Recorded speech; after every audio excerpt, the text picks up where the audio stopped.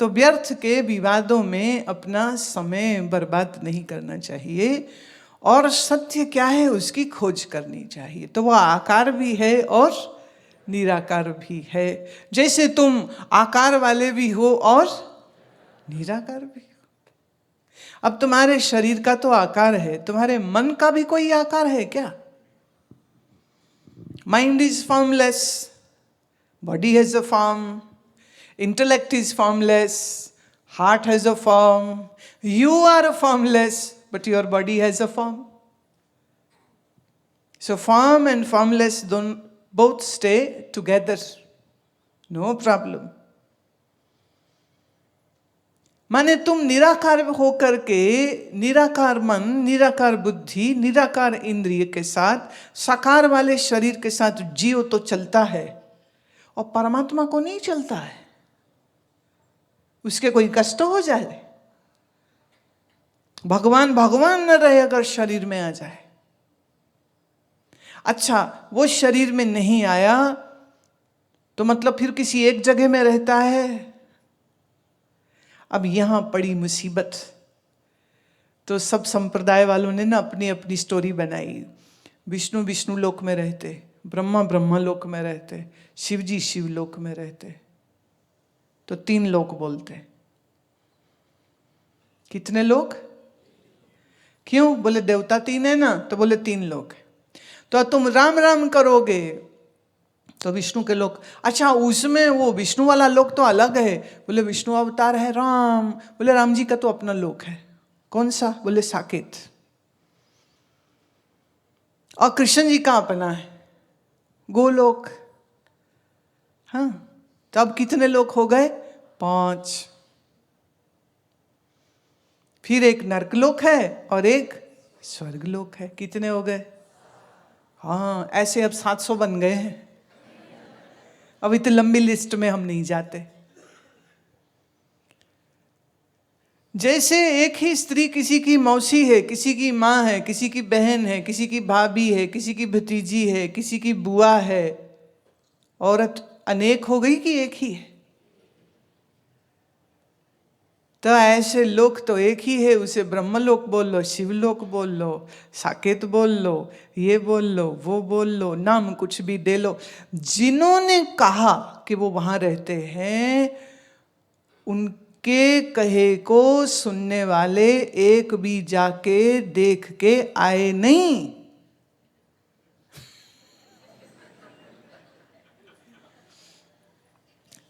एक सज्जन ने मुझसे पूछा, कहते सचखंड बसे निरंकार। बड़ा ही सुंदर शब्द।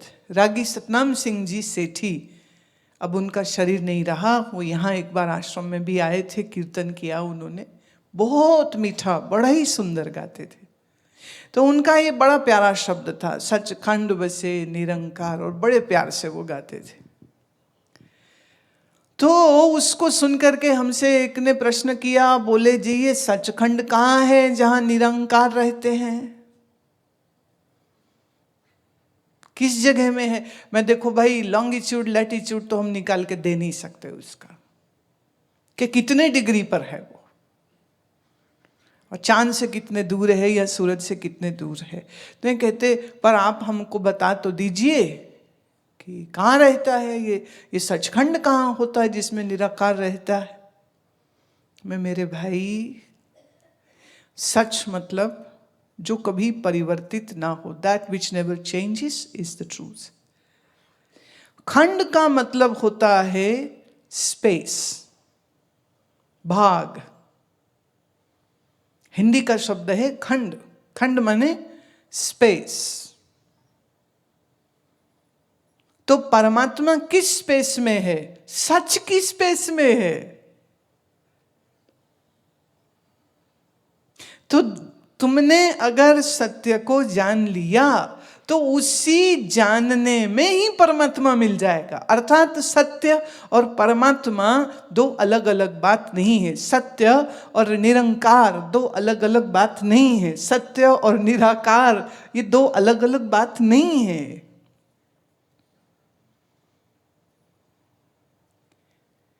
भावना में, पोइट्री में कुछ चीजों को कहा जाता है। इशारे से कहा जाता है। जैसे शायर कहता है, चांदी जैसा रंग है तेरा, सोने जैसे बाल। तो क्या सच में किसी औरत का शरीर चांदी जैसा हो सकता है? अच्छा, हो ही जाए तो टक्करे मार मार पागल हो जाएगा, लहूलुहान हो जाएंगे पतिदेव कि वो प्रेम करने जाएंगे, वो तो चांदी की है आगे। नहीं तो चांदी का ग्लास मत्थे मार के देख लेना एक बार। पर शायर कहता है, चांदी जैसा रंग है तेरा, सोने जैसे बाल। सोने जैसे, सोने के नहीं, सोने जैसे। तो शायरी में कुछ इस तरह के तरीके अपनाए जाते हैं खूबसूरती को बयान करने के लिए। तो परमात्मा सच के भूभाग, सच के भाग में रहता है। ये एक शायराना तरीका है, poetic way to express. Where does God dwell? In Sachkhand. और लोगों ने क्या समझा, सचखंड नाम की कोई जगह है जहां परमात्मा रहता है। और ये भी पता नहीं कहां से पक्का हो गया, उन्हें लगता ऊपर ही है कहीं वो सचखंड। इसलिए किसी धर्म का हो, जब कभी परमात्मा को याद करे या परमात्मा से बात करना चाहे तो वो ऊपर देखते, ए भगवान। अजीब बात है कि नहीं? नीचे नहीं कोई, ए भगवान। दाएं नहीं देखे, बाएं नहीं देखे, हर बात ऊपर।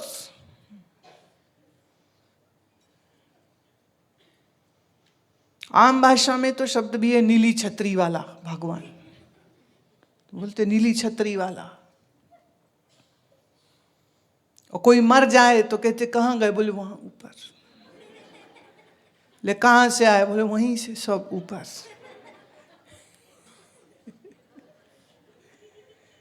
और अभी हमारे भारत का चंद्रयान-2 कैंसल हो गया, कल गया नहीं है। मौका है,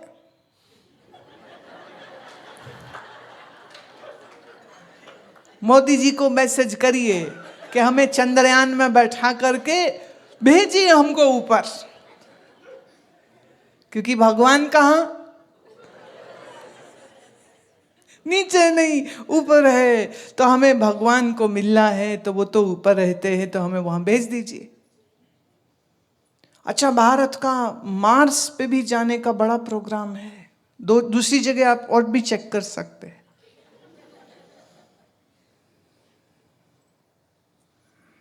हो सकता है बाद में वो जुपिटर भी जाए, फिर सैटर्न भी जाए, हाँ, यूरेनस भी जाए, प्लूटो भी जाए। ये हमारे वाला प्लूटो नहीं, दूसरा हमारा प्लूटो पूछ हुआ जो आकाश में है, वो उस प्लूटो के। ओ मेरे भाई, ना परमात्मा चांद पे है, ना सूरज पे, ना जुपिटर में, ना मार्स पे, ना यूरेनस पे, ना प्लूटो पे, ना इस मिल्की वे में, ना इस मिल्की वे के बाहर, ना इस आकाशीय गंगा में, ना इस आकाशीय गंगा से भी और आगे और आगे और आगे।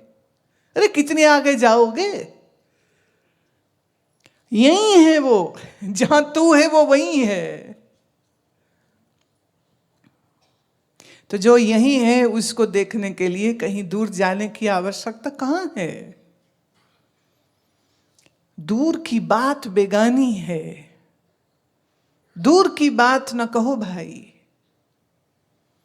कबीर साहब कहते दूर की बात बेगानी है, बेगानी बात मत करो। भगवान को गैर मत बनाओ, उससे दूसरा मत बनाओ, उसे पराया मत बनाओ। यही है जहां तुम हो, ठीक वहीं है वो। तो जहां सच है वही परमात्मा है, और जो परमात्मा है वही सच है। ये तो है उसका मूल स्वरूप। बाकी वो आकार वाला भी वही है और निराकार भी वही है।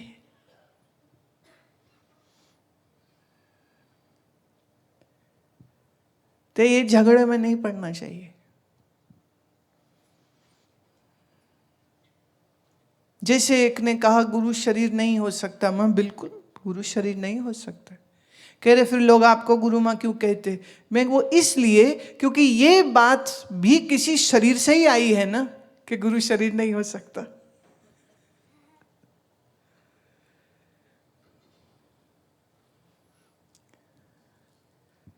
सोचिए अगर कबीर साहब ना होते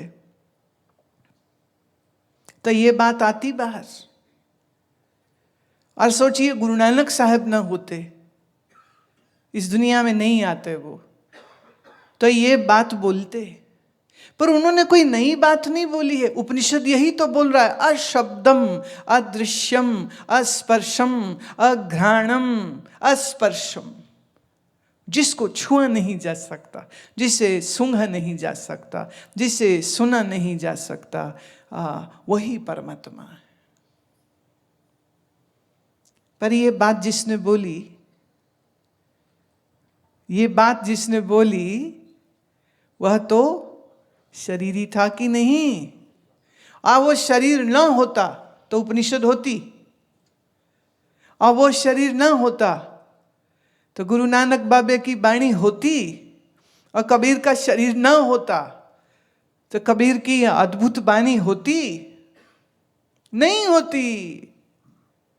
इसलिए हमें कहना पड़ेगा कि गुरु शरीर नहीं है और गुरु शरीर भी है। गुरु सिर्फ शरीर ही नहीं है, क्योंकि गुरु तो ज्ञान है। देखो इसमें भी कितना झगड़ा चलता रहता है। ज्ञान का कोई शरीर नहीं, पर यह ज्ञान जिस मुख से निकला वो मुख तो है कि नहीं? परमात्मा ने किसी के ऊपर कॉपीराइट नहीं किया है, कुछ पेटेंटेड नहीं हुआ है। ये सच की बात हमेशा कई कई रूपों से, कई कई मुखों से, कई कई शरीरों से बार बार बार बार कही जाएगी। क्यों? जब तक अज्ञानी हैं तब तक ज्ञानी भी है। जिस दिन कोई अज्ञानी नहीं रहेगा इस संसार में, तो ज्ञानियों की भी कोई जरूरत नहीं रह जाएगी। भाई रोगी हैं तो डॉक्टर चाहिए, तो जहां जहां रोगी वहां वहां अस्पताल खुल जाएगा। अच्छा कोई रोगी ना रहे तो फिर डॉक्टर की भी कोई वैल्यू नहीं रह जाएगी, फिर डॉक्टर की भी जरूरत नहीं। तो संसार के अज्ञान को दूर करने के लिए ये भी बड़ी लीला है कि ज्ञान की अविरल धारा इस जगत में बहती रहती है। मैं फिर कहती हूं, आज के दिन, गुरु पूर्णिमा के दिन, हम उस गुरु तत्व को प्रणाम करते हैं। कहां कहां, किस किस देश में, किस किस रूप में, किस किस भाषा में, किस किस शरीर से उस ज्ञान का उद्घाटन हुआ है। पर ये जो चेले होते हैं ना, वो कहते नहीं जो हमारे वाले हैं ना वही सही, बाकी सब गलत। तो धर्मों के झगड़े सारे इस बात पे, वो कहते हैं हम सही तुम गलत, दूसरा कहेगा नहीं हम सही तुम गलत, दोनों एक दूसरे की खोपड़ी फोड़ने को तैयार बैठे रहते। और अगर भगवान जी बोल सकते तो बोलते, अरे पागलो मेरे लिए लड़ रहे हो, मेरे से तो पूछ लो मैं एक हूं कि दो हूं। कबीर जी का एक बड़ा सुंदर पद है, दो जगदीश कहां ते आया। अरे दो परमात्मा कहां से बना दिए तुमने? दो परमात्मा तो है ही नहीं, दो जगदीश कहां ते आया। जगदीश तो एक ही है, वो तो दो नहीं है। जगत का ईश्वर जिसे कहे वो जगदीश, वो तो दो नहीं, वो तो एक ही है। पर तुम किसके लिए लड़ रहे हो और क्यों लड़ रहे हो और क्या जरूरत पड़ी लड़ने की? तो अज्ञानहीन, बुद्धिहीन, विवेकहीन, प्रज्ञाहीन, वो उनका काम तो बस लड़ना है, वो लड़ते रहते हैं। और जिनके पास ज्ञान का प्रकाश होता है उनके सब झगड़े खत्म हो जाते, सब झगड़े खत्म हो जाते। पानी ही भाप है, उसमें आकार नहीं। पानी ही बर्फ है, उसमें आकार है। और पानी जो तरल है, उसको जिसमें डाल दो वो उसी का आकार ले लेता है। तो पानी बर्फ भी है, पानी तरल भी है, और पानी भाप भी है। तीनों रूप हुए ना उसके, तीनों रूप।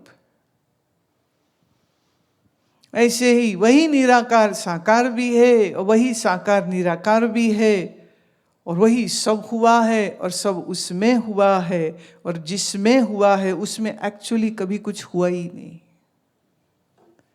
ये भी बड़ी लीला है।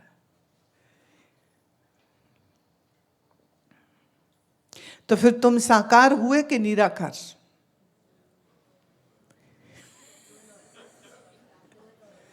देखो आज गुरु पूर्णिमा पर कैसा विशेष ज्ञान आपको प्रसाद में मिल रहा है।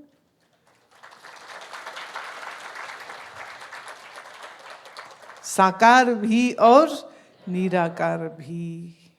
तो तुम कोई रामचंद्र जी से कम हो क्या?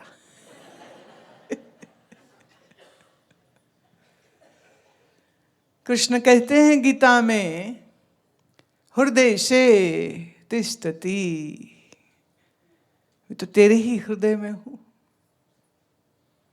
अब ये बात कईयों को समझ नहीं आती। बोले कृष्ण जी तो बाहर खड़े हैं, वो उसके दिल में कैसे जा सकते? पर कृष्ण शरीर की बात तो कर ही नहीं रहे। कृष्ण तो अपने अशरीरी की बात कर रहे हैं, और जो अशरीरी कृष्ण है और वह अशरीरी अर्जुन, वो दो हैं कि एक ही है? वो तो एक ही है। वे कहां देखूं? बोले यो माम पश्यति सर्वत्र, जो मुझे सब में देखता है, सर्वम च मयि पश्यति, और सबको मुझ में देखता है। ऐसी दृष्टि होनी चाहिए।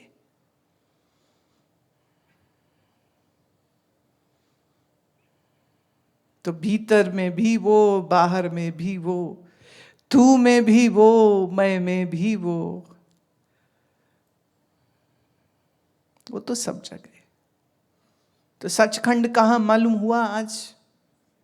बड़ी दुनिया बैठी है, वो इंतजार करी जब हम मरेंगे तब हम सचखंड जाएंगे, हमारे गुरुजी बांह पकड़ के ले जाएंगे। पागलो, सचखंड यही है।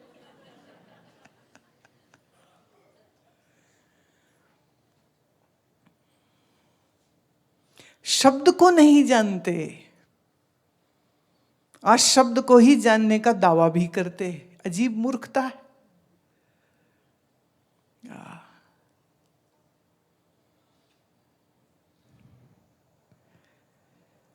वाह वाह, ये जग सच्चे की है कोठड़ी, सच्चे का विश्वास। ये पूरा संसार उसी परमात्मा की कोठी है, और उस कोठी में वो आप भी रह रहा है, कहीं बाहर नहीं बैठा हुआ।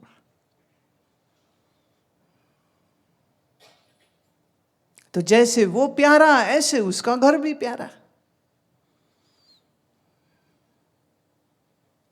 तो सारे रूप उसके हैं, तो फिर सारे ही प्यारे हो गए। तो फिर किससे लड़ाई करें हम? किससे? किसको दोस्त बनाएं? किससे लड़ाई करें? क्या करें हम? ना लड़ाई करो, ना भिड़ाई करो, बस मन को साफ करो।